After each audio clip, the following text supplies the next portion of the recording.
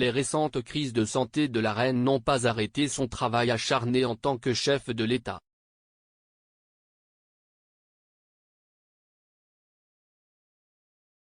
La santé de Sa Majesté inquiète les fans royaux du monde entier, mais un expert estime que, bien que ce soit la période la plus difficile de son règne, elle a trouvé du confort dans les tâches, même si elle est obligée d'être moins impliquée avec le public.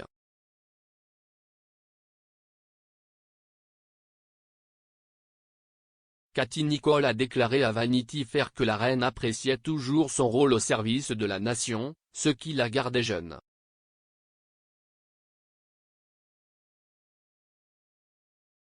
Elle a déclaré, dans les coulisses, en privé, cela a probablement été la période la plus difficile de son règne.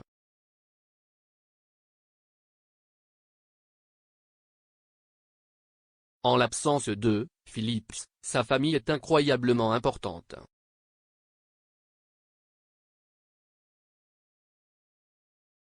Ils sont tout.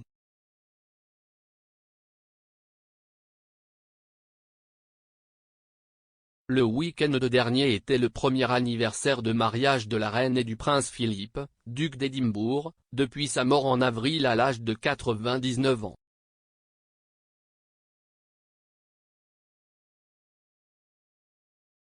La santé de Sa Majesté a préoccupé les fans royaux du monde entier, mais un expert estime que, bien que ce soit la période la plus difficile de son règne, elle a trouvé du confort dans les tâches, même si elle est obligée de moins s'impliquer avec le public.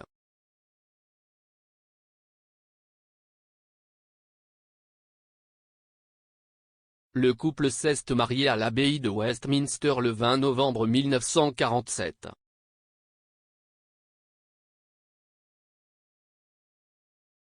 La reine a dit un jour à propos de son défunt mari, « Il a tout simplement été ma force et mon séjour pendant toutes ces années. »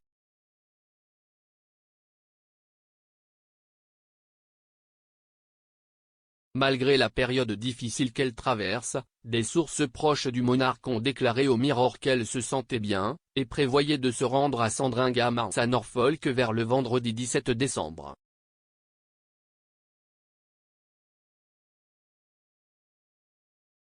Ils ont déclaré, la reine a dit à tout le monde qu'elle se sentait beaucoup mieux ces derniers temps et a très hâte de les accueillir pour Noël.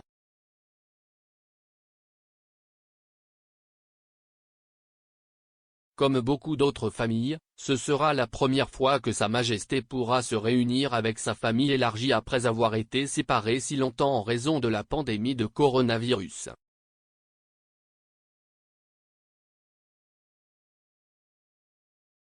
La nouvelle de l'intention de la reine de se rendre à Sandringham pour les fêtes de fin d'année a été accueillie avec soulagement après que le pays a attendu avec inquiétude de savoir si elle assisterait au baptême de ses deux arrière-petits-enfants, Auguste et Lucas Philippe.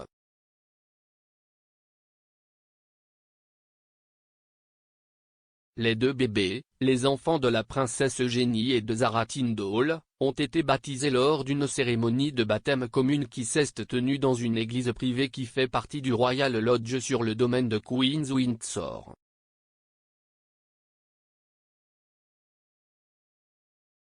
On pense qu'assister au service signifiait beaucoup pour le monarque.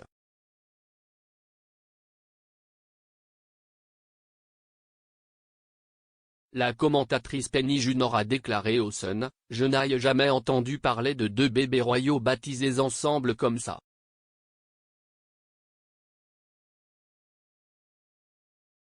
La reine est très spirituelle.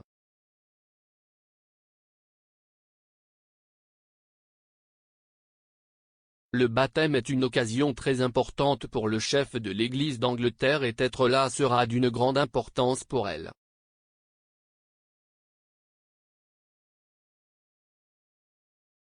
Après l'absence de Sa Majesté au service du dimanche du souvenir du cénotaphe, en raison d'une entorse au dos, les partisans royaux ont célébré l'avoir quitté le baptême sur la banquette arrière d'un Range Rover noir.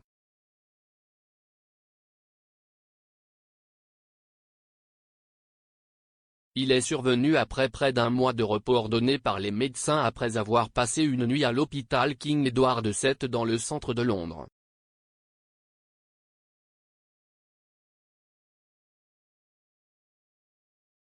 Le monarque avait également eu une audience avec le général Sir Nick Carter, chef d'état-major de la défense, au château de Windsor, ce qui a marqué son premier engagement officiel depuis ses problèmes de santé.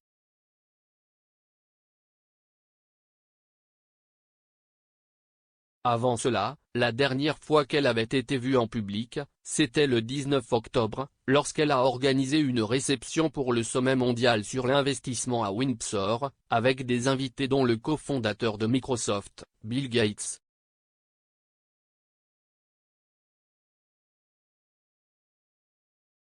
Comme il s'agit du premier Noël de la reine sans Philippe, on pense qu'elle serait particulièrement désireuse d'avoir ses proches.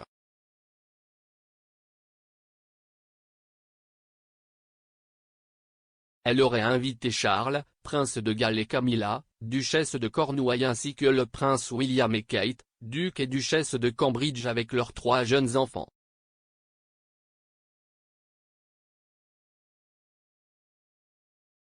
On s'attend à ce que le monarque fasse le trajet de Windsor à Sandringham en hélicoptère, ce qui prend environ 50 minutes.